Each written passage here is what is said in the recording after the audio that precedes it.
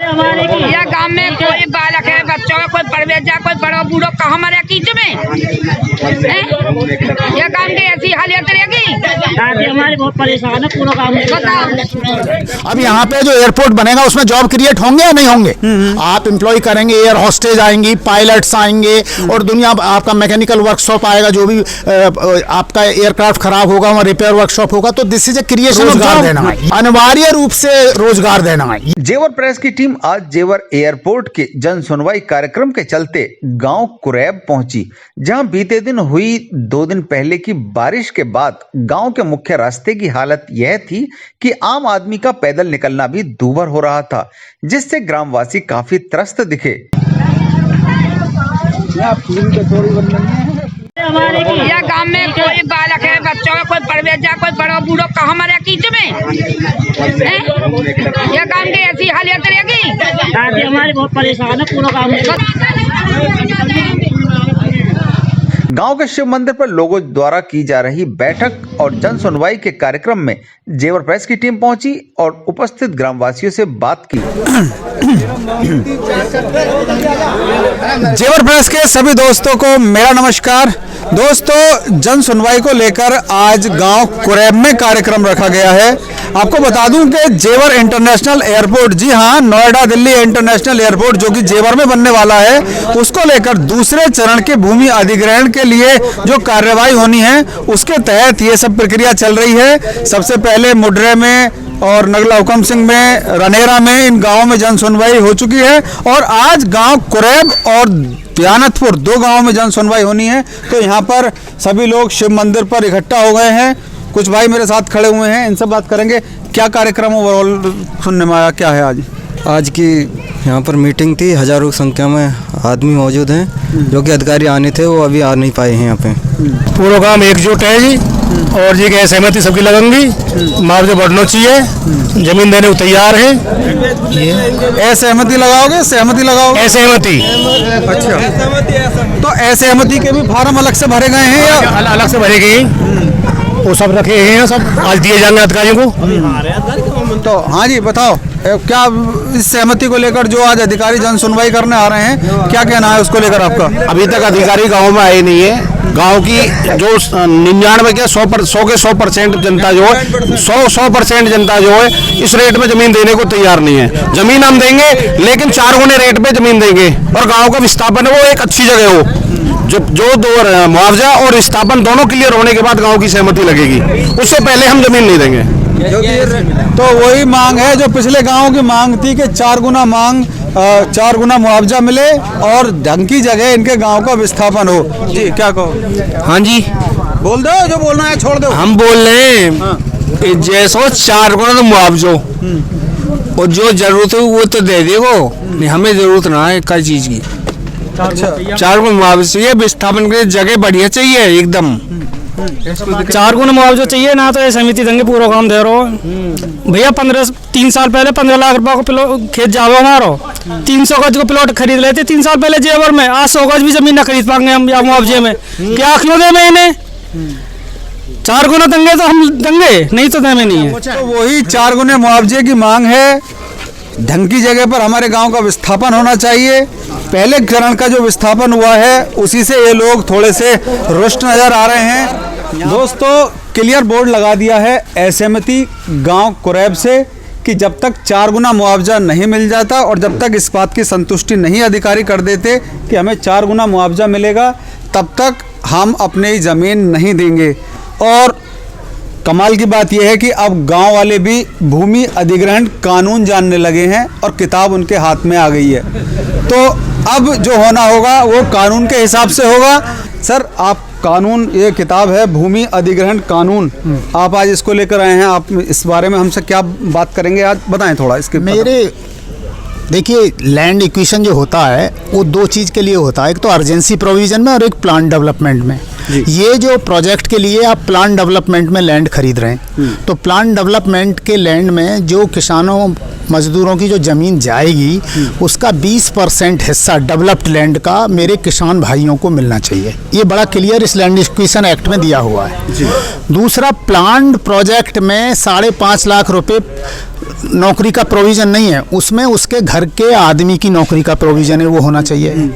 ये मेरी पहली बात है। दूसरा, जो तीसरी डिमांड है कि जो अधिकारी लोग ये बोले जा रहे हैं कि सर्किल रेट का 4 गुना, सर्किल रेट कहीं नहीं कहता। ये किताब बड़ा सीरियस कहता है कि करंट मार्केट रेट का 4 गुना देना है। तो करंट मार्केट रेट जो जैसे 2018 का आपका 2300 रुपये पर स्क्वायर मीटर इसका इस एरिया का लैंड है, रेट है। और एक परी चौक से पेरीफेरल एक्सप्रेसवे बना है जिसका अर्जेंसी प्रोविजन में आपने लैंड खरीदा, उसमें 3400 रुपीज़ पर स्क्वायर मीटर दिया 2018 में। तो 2300 प्लस 3400 कितना हो गया? 5700 डिवाइडेड बाई आप 2 कर लीजिए, और इसको 3 साल के 12% इंटरेस्ट से कैलकुलेट करने पे 5100 तो वैसे ही आता है। 2300 की figure, it is all totally useless because I have also acquired more than 20,000 hectares land in Bihar. I was a chief engineer in railways and we were acquiring the land for new lines gauge conversion. तो उसमें भी हम लोग भी बात करते थे, और हम लोग ये ट्रांसपेरेंसी है इसमें। देखिए आप अगर पढ़ें तो इसमें बड़ा क्लियर लिखा है कि ट्रांसपेरेंसी इन लैंड एक्विजिशन, मतलब आपसे जो खरीदना है हम आपसे दिखा के खरीदेंगे। ये थोड़े 2300 रुपए का रेट ले लिया, इनको जो भी लोग हैं इनको किसी को पता ही नहीं है कि 2300 का। भाई 2300 की फिगर हमें बताओ तो ये आई कहाँ से? तो 2300 की फिगर ही एकदम ये आर्टिफिशियल फिक्टिशियस है एंड नॉन एग्जिस्टेंस है।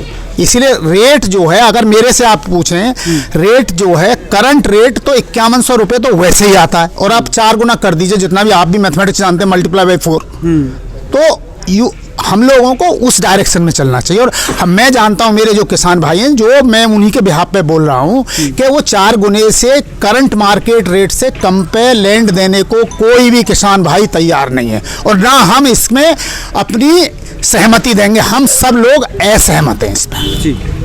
तो सर, रेलवे में इंजीनियर रहे हैं, काफ़ी जो ज़मीन एक्वायरमेंट के जो केसेस हैं वो देखे हैं इन्होंने, लेकिन ये लोग जो सरकारी विभाग के लोग ये कह रहे हैं कि हम जो ये 5.5 लाख रुपए दे रहे हैं लोगों के लिए, वो इसी का ही एक हिस्सा है। जो आप देखिए वो रिहेबिलिटेशन एंड रीसेटलमेंट का हिस्सा है, और इसमें बड़ा क्लियर दिया हुआ है कि रिहेबिलिटेशन और रीसेटलमेंट के लिए आपको जॉब देना हुआ। Job are created through project. अब यहाँ पे जो एयरपोर्ट बनेगा उसमें जॉब क्रिएट होंगे या नहीं होंगे? आप एम्प्लॉय करेंगे, एयर हॉस्टेज आएंगी, पायलट्स आएंगे, और दुनिया आपका मैकेनिकल वर्कशॉप आएगा, जो भी आपका एयरक्राफ्ट खराब होगा वहाँ रिपेयर वर्कशॉप होगा। तो this is a creation of job.